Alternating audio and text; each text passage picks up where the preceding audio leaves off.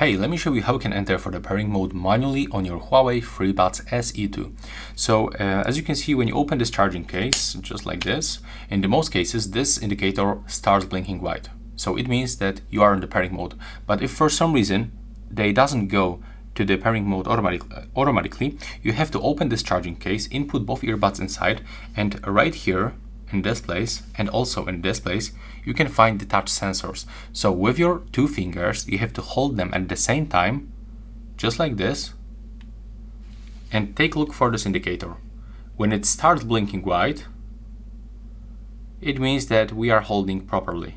But as you can see, in my case, I just a little bit raise this earbud, so we have to click and hold one more time, but like this, to do not remove them from the case. There we go. Right now, as you can see, it is blinking white. Take a look. So we have to just click and hold right here, but without raising this left or the right earbud. And now you will be able to find your FreeBuds SE2 on any device. They will be visible and they will be ready to pair. So that's all. Bye.